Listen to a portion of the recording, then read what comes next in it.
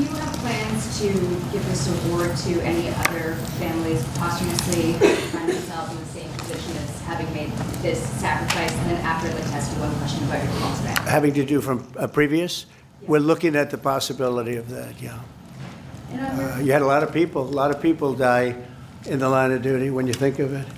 And we figured it was time to start. We haven't had the situation arise. This was a terrible situation. We haven't had it arise yet, but we're looking at going back a little bit and see what we can do about that. Yes, strongly. Yeah, go ahead. on your call with President Putin today, Yeah. you mentioned that the Pope would like to take a role potentially in mediating these talks.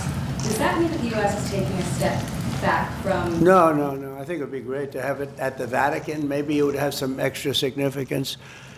And I saw that it was discussed yesterday, so I thought, and people told me that they'd be honored to do it. I would imagine they would be.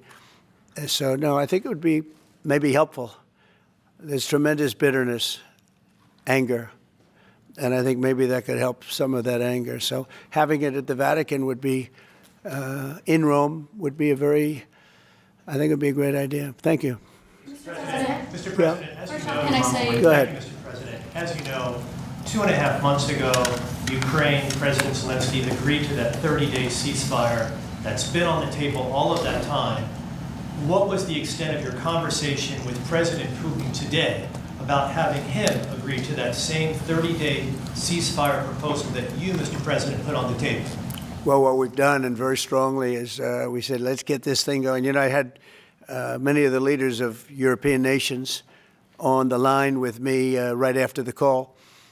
And we have to get that thing solved. 5,000 young people every single week on average. And I've seen satellite pictures. You don't want to see these pictures.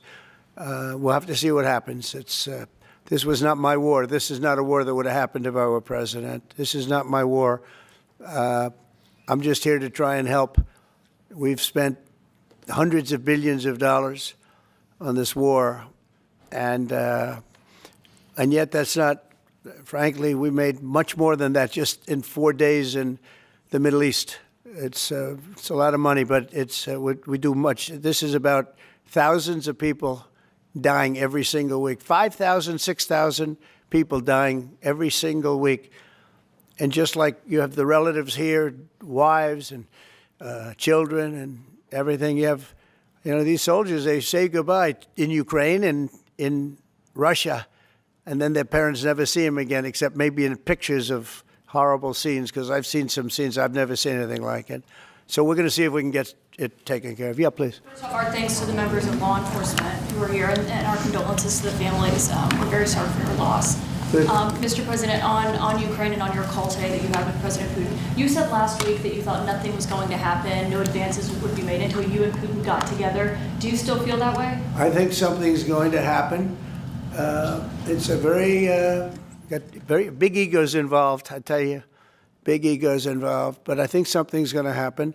And if it doesn't, I'd just back away, and they're going to have to keep going. Again, this was a European situation. It should have remained a European situation. Should have remained. But we have, because the past administration felt very strongly that we should be involved, and we got involved much more than Europe did in terms of the money and all of the things that we gave. We gave massive amounts, I think record-setting amounts given to a foreign. There's never been anything like this, both weaponry and money. And Europe gave a lot also, but they didn't give anywhere near what we gave. We gave probably almost 3 times the amount. And it's just a shame. The whole thing is a shame. The level of death is just a shame. Yeah? Did you ask President Putin to meet with you? About what? About Ukraine. Yeah, of course I did. I talked to him about it. I said, when are we going to end this, Vladimir? I know him for a long time now. I said, when are we going to end this bloodshed, this bloodbath? It's a bloodbath.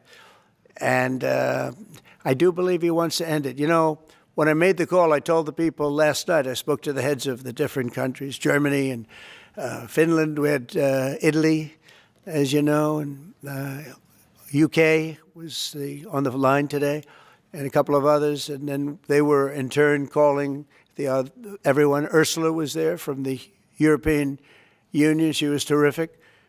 And we spoke for a long time about it, and they got a problem. It's a big, big problem. It's a terrible war. It's a very hard to extradite themselves away from what's taken place over there. The amount of anger, the amount of hate, and the amount of death. It's very hard, very tough situation. But I said to him, we got to get going. And I did say also, if I thought that you couldn't do it, I'd step away, because what are you going to do? We don't have boots on the ground. We wouldn't have boots on the ground. But we do have a big stake. And the financial amount that was put up is just crazy. It's crazy. This isn't for us. This is for somebody else. The amount of money that we put up is record-setting. There's never been anything like this. And that includes weapons. Never been anything like this. Yeah, please. Mr. President, on the medal, how far back do you intend to look to consider for the recipients? And then on your call today, if Putin ultimately proves to be the obstacle to peace, is further arming Ukraine on the table at that point? Well, we'll look. I mean, we're going to look. I hope that, I like to think positively, frankly. I just can't believe that they allow this to continue. This would have never happened if I were president, and most people admit that. It would have, and it didn't happen for 4 years. And October 7th would have never happened either. That's the attack on Israel. That would have never happened. So sad, a lot of things wouldn't have happened, but so sad to see it. No, I think that there's a good chance we can get this done. I believe Putin wants to do it. Now, if I thought Putin didn't want, I mean, that's what I do. My whole life is like deals, one big deal. And if I thought that President Putin did not want to get this over with, I wouldn't even be talking about it, because I'd just pull out. What did you hear that gave you confidence that he does want peace versus buying time? I think he's had enough. I think he's had enough. This has been a long time. This has been going on for more than 3 years. When you think, right? It's been going on for a long time. Yeah, please. Oh, thank you, Mr. President.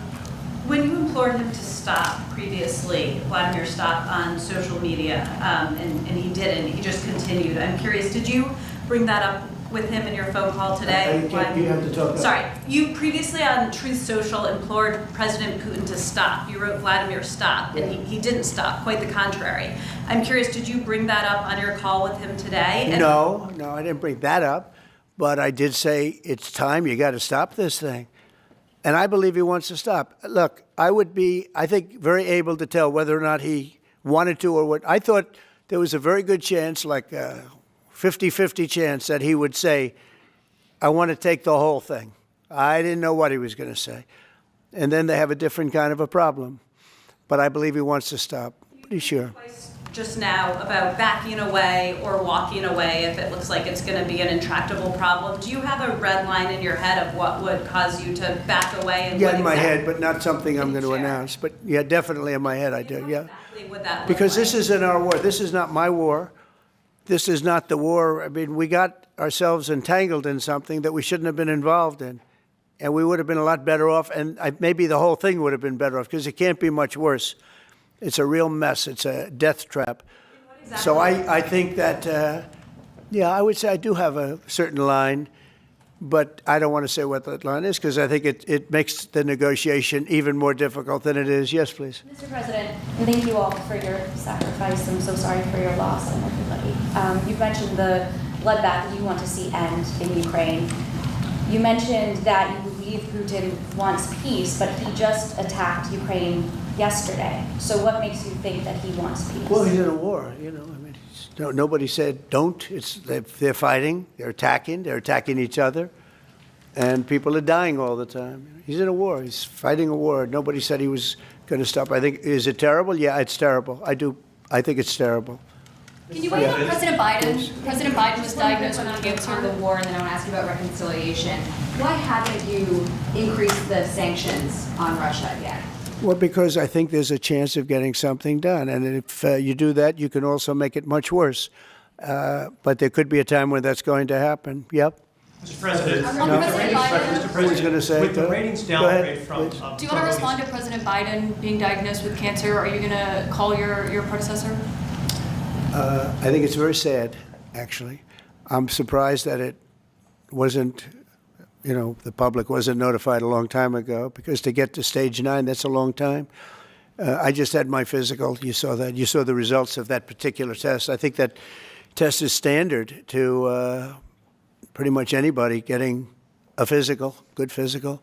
We had the doctors at the White House and over at Walter Reed, which is a fantastic hospital, do it. I did a very complete physical, including cognitive test. I'm proud to announce I aced it. Got them all. I got them all right. You proud of me? Yes. Your husband would be proud of me for getting them all right. It's a little risk. If I didn't get them all right, these people would be after me. It would be not a good situation. But I think, frankly, anybody running for president should take a cognitive test. They say it's unconstitutional, but I would say in that particular case, having a cognitive test wouldn't be so bad. But when you take tests, medical, as a male, that test is very standard. I don't know if it's given to everybody, but it's given just about. And it takes a long time to get to that situation. Now, I think, to get to a stage 9, I think that if you take a look, it's the same doctor that said that Joe was cognitively fine. There was nothing wrong with him. Well, he said, if it's the same doctor, he said there was nothing wrong there, and that's being proven to be a sad situation. And the auto pen is becoming a very big deal. The auto pen is becoming a big deal because it seems like that maybe was the president who ever operated the auto pen. But when they say that that was not good, they also, you have to look and you have to say that the test was not so good either. In other words, there are things going on that the public wasn't informed. And I think somebody's going to have to speak to his doctor, if it's the same, or even if it's two separate doctors. Why wasn't the cognitive ability, why wasn't that discussed? And I think the doctor said he's just fine, and it's turned out that's not so. It's very dangerous. Look, this is no longer politically correct. This is dangerous for our country. Look at the mess we're in. You're talking about all these questions on Ukraine and Russia that would have never happened. As an example, if I were president, would have never happened. The other thing is you have to say, why did it take so long? I mean, this takes a long time. It can take years to get to this level of danger. So it's a very, very sad situation, and I feel very badly about it. And I think people should try and find out what happened, because I'll tell you, I don't know if it had anything to do with the hospital. Walter Reed is really good. They're some of the best doctors I've ever seen. I don't even know if they were involved, but a doctor was involved in each case. Maybe it was the same doctor, and somebody is not telling the facts. That's a big problem. President Zelensky of Ukraine says that the Ukrainians are ready for a ceasefire. They're ready for peace negotiations. In your mind, is Ukraine doing enough to get this peace? I'd rather tell you in about 2 weeks from now, because I can't say yes or no. I think, look, he's a strong person. Zelensky, a strong guy, and he's not the easiest person to deal with. But I think that he wants to stop. He's, not. It's a very bad thing that's happening over there. I think he wants to stop. But I could answer that question better in 2 weeks or 4 weeks from now. I hope the answer is that he wants to get it solved. I want to thank everybody very much. And on behalf of the United States of America, we greatly honor your family and your friends and everybody that had to suffer so much. But you have some 3 great men that are looking down on you, and they're very proud right now. They're very proud. This is the Oval Office, and they're a big part of it now. They're a part of the Oval Office, the White House. And thank you all very much. Thank you. Thank you, Sheriff, for coming. Thank you very much, everybody. Thank you. Thank you. Thanks, guys.